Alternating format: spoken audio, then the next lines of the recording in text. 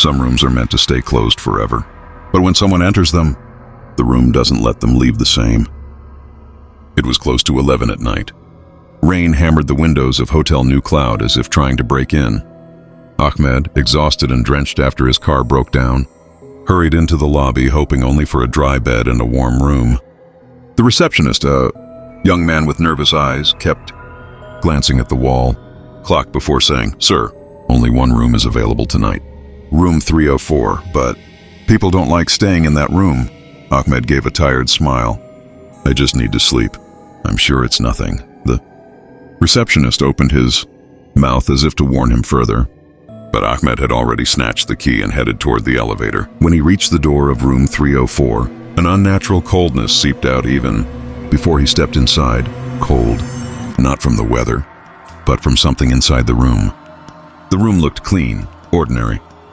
But then Ahmed's eyes landed on the TV.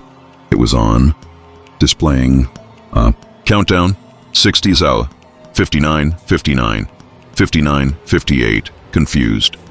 He looked around for a remote, but there was none. Stranger still, the TV's power cord was unplugged. Before he could process anything, the door slammed shut behind him, hard enough to shake the walls. Down at the reception, the young man was checking the CCTV feeds. When he glanced at the screen for room 304, his face drained of color. The footage clearly showed Ahmed entering the room, but the room in the cameras was completely dark. The TV was off, and behind Ahmed stood a tall, distorted silhouette with a crooked neck, motionless in the shadows. Trembling, the receptionist picked up the phone and dialed room 304. Upstairs, the phone rang sharply. Ahmed grabbed it. "Hello?" The receptionist's voice trembled. "Sir, please, leave the room right now. You're not alone in there." Before he could finish, Ahmed spun around. No one, but the countdown had already reached 52. He hurried to the door, pulled it open, and froze. The hallway outside was gone.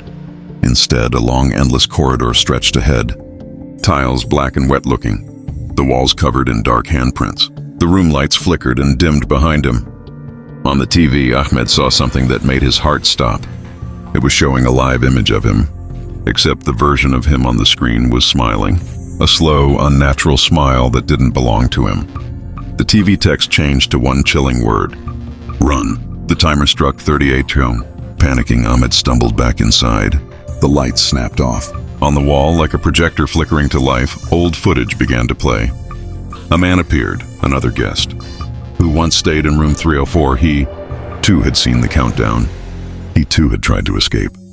The shadow appeared behind him, just like it did behind Ahmed. At 00, the man's terrified scream shook the room. The footage cut. The lights returned. The countdown on the TV now displayed 20. Ahmed finally understood. This room wasn't just haunted. It was a trap, a cycle. Every guest who entered was pulled into its twisted reality, forced to relive their fear until the room consumed them and reset for the next victim. Suddenly, the screen switched to the live hotel CCTV feed again. This time, the shadow stood right behind him, closer than before. Its crooked neck bent slowly as if whispering toward him. A soft whisper filled the room. "Time is almost up." The timer hit 10 hour. Ahmed bolted.